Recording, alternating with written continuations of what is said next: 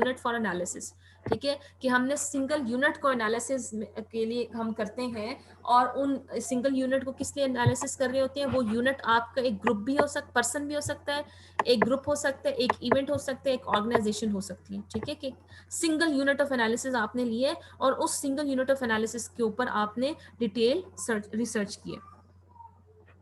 अच्छा, वो कहते हैं कि जैसे शुरू में हमने किया था कि वो वैरायटी ऑफ क्वालिटेटिव जनरास को यूज कर सकते हैं। केस स्टडी एथनोग्राफी भी हो सकती है, ठीक है, एथनोग्राफिक केस स्टडी के अंदर एथनोग्राफिक को हम अप्रोच को भी यूज कर सकते हैं और हम क्रिटिकल डिस्कोर्स एनालिसिस को भी यूज कर सकते हैं। तो इट इज नॉट नेसेसरी, या ये कोई फिक्स नहीं है, ये कोई कानून नहीं है कि आप अगर क्वालिटेटिव रिसर्च कर रहे हो तो आपने सिर्फ एक ही जनरा लेना है, ठीक है, आप केस स्टडी के अंदर एथनोग्राफिक भी अप्रोच को यूज कर सकते हैं।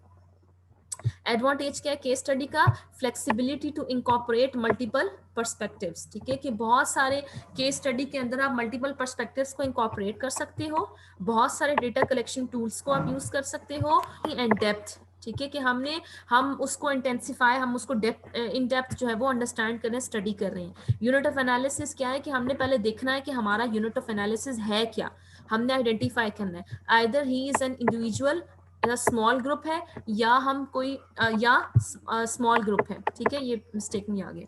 और setting boundaries around the case, और हमने उसकी गिर्द बाउंड्रीज बना देनी है कि अगर हमने कोई इंडिविजुअल लिया है तो वो कौन सा है, किस तरह का है, उसकी करेक्टरिस्टिक्स कौन सी होंगी, तो हमने उसको स्पेसिफाई कर रहे हैं। मल्टीपल केसेस कहते हैं कि हमारे पास हो सकते हैं, मैनी केसेस हो सकते हैं, लेकिन हमने अपने सिलेक्शन प्रोसेस को आइडेंटिफाई करना है कि हमारे पास इंट्रिंसिक केस भी हो सकता है, ठीक है, कि particular case in end of itself, कि कोई हम केस ले रहे हैं वो खुद ही कोई खास है, ठीक है, वो खुद ही किसी चीज को अपने बारे में वो बहुत ही अलग है, एक वो केस हो सकता है। इंस्ट्रूमेंटल केस क्या हो सकता है? Case as an illustration of a larger phenomena, कि कोई एक केस क्या होगा, किसी लार्जर फिनोमिना को रिप्रेजेंट कर रहा होगा। इंट्रिंसिक केस क्या, कौन सा केस होगा जो कि खुद ही एक खास उसकी पहचान है। इंस्ट्रूमेंटल केस कौन सा होगा जो कि एक किसी लार्जर फिनोमिना को रिप्रेजेंट कर रहा होगा, किसी लार्जर फिनोमिना से लिंक होगा, उसकी इलिस्ट्रेशन होगा। मल्टीपल केस स्टडी कौन सी होगी? इन exploring several cases of a phenomena, ठीक है, कि किसी भी फिनोमिना के मल्टीपल केसेस को एक्सप्लोर करना हमारे पास क्या कहलाएगा? मल्टीपल केस स्टडी, ठीक है।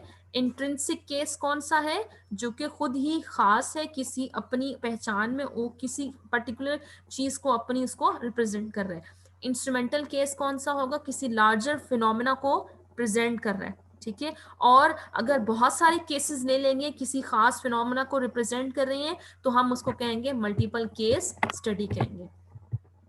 Case study in and itself is valued as a unit that permits in depth examination, ठीक है, जिसमें केस स्टडी में हम क्या कर रहे होते हैं? इन डेप्थ एग्जामिनेशन कर रहे होते हैं। अगर केस को हम डेलिबरेटली चूज कर रहे हैं उसके खास करेक्टर की वजह से, तो उसकी एग्जाम्पल क्या है? Highly successful secondary school. अब आपको पता चल गया ये कि ये एक ऑर्गेनाइजेशन है, ठीक है। तो केस स्टडी हमने क्या की? किसी ऑर्गेनाइजेशन की। तो वो क्या है? Highly successful secondary school for adolescents of colour in a lower income neighbourhood. हमने क्या किया कि इसकी खास पहचान थी, इस केस की क्या खास पहचान थी कि वो बहुत ही एक लोअर इनकम नेबरहुड में, ठीक है, कि ऐसा इलाका है जहाँ पे वहाँ के लोगों की जो इनकम है वो कम है, ठीक है, और इसमें वो, लेकिन वो फिर भी वो स्कूल बहुत ज्यादा कामयाब है, राइट। फिर हमने क्या किए?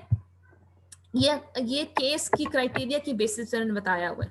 केस चूजन स्ट्रेटेजिकली, ठीक है, आप किसी स्ट्रेटेजी को, किसी खास किस्म को देखते हुए हमने जहन में रखा है। क्या?